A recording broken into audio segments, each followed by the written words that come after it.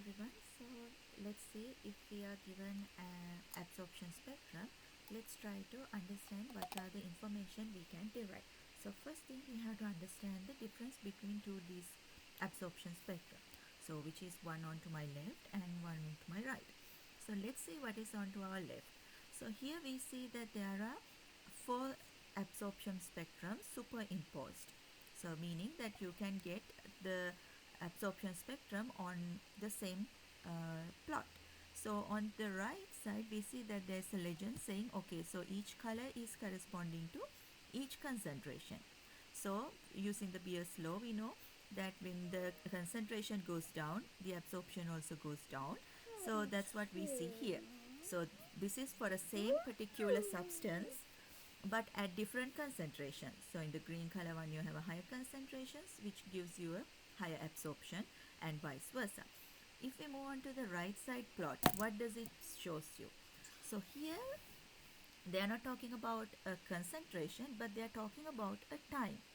So that means you can use this absorption spectrum to monitor how your particle or how your substance gonna behave over the time. So does it happen something to that? So we see that at 0 minutes, meaning that at the initial, as soon as you measure the absorbance of that, it has given a very high absorption spectrum. And then after 2 minutes when you measure, now the absorption is going down.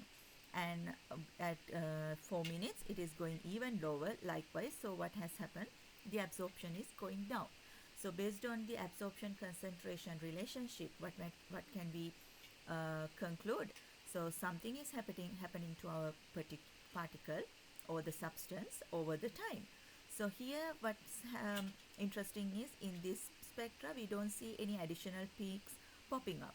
But if you look at your assignment, you will be seeing that there is an additional peak popping out.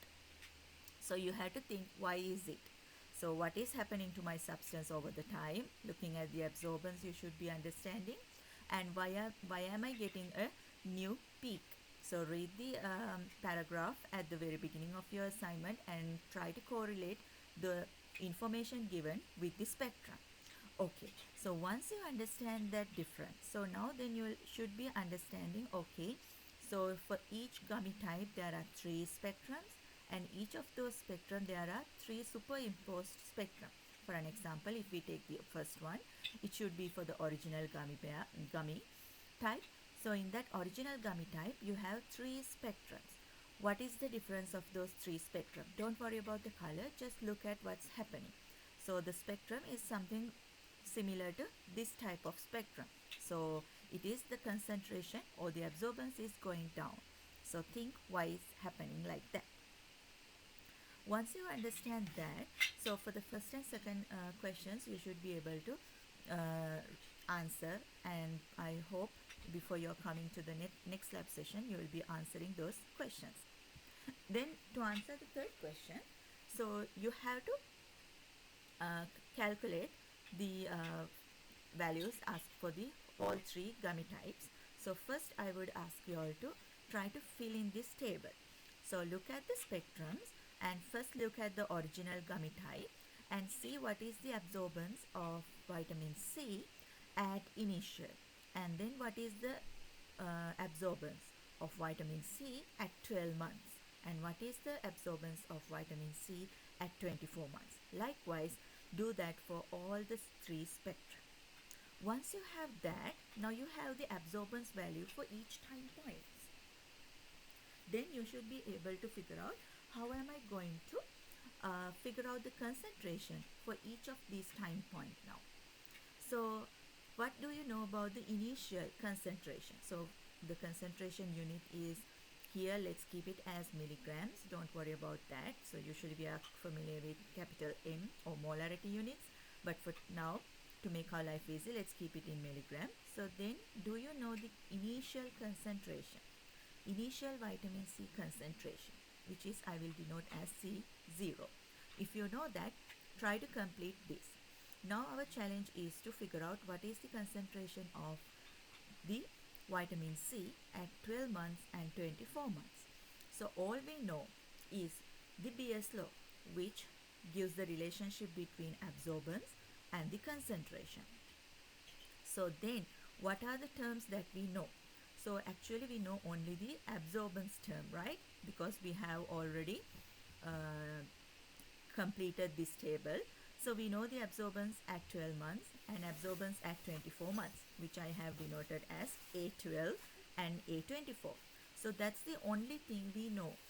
So we don't know the mole absorptivity coefficient or the epsilon or the concentrations. Now how can we solve these equations? So to solve these type of equations, remember about the concept maybe you have learned from your high school. So if you have an equation,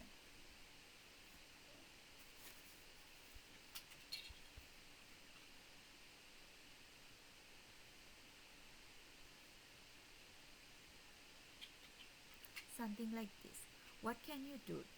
Have you learned about the proportionalities, right? So all you can do is you can take this equation as 1 and this equation as 2. So you can just simply divide 1 over 2. So which will be on the left side you have only y divided by y, right? In the first equation on the left side you have y. On the second equation on the left side you have y. So I'm simply dividing the left sides. So it's gonna be y over y, and then you have this equation mark, so equality. And on the right side what I have, in the first equation I have 2x over, and then I have 4 times 2, which is, I can write it as 8. So something like this. Now can you see that these y's are cancelling off? So I can cancel off the y's. And now what I have is, I can do the cross multiplication, or I can solve for x, saying okay, 2x is equals to 4, which will give me x equals to 4. So I can find the answer in that way. Simply what I did is I divided both the equations. So I divide the things on the left side and I divide the things on the right side, and I was able to figure out an answer. So now look at your Beer's law carefully and see whether you can apply the same thing and figure out C12 and C24.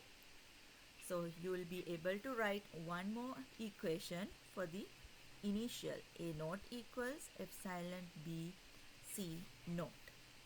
So now you have 3 equations, where in the first one you almost know the A naught, what is the absorbance at the initial part, and you also know the concentration, initial concentration. So only the thing you don't know is epsilon times B. So see, using that equation, you will be, can you find C12 and C24? If you figure out those two, so you're halfway in the problem of question 3. And once you have the concentration values and the time, so you're almost, you have all the values needed for your question 4. So think wisely and try to figure out. If you have any questions, email me so before we meet tomorrow.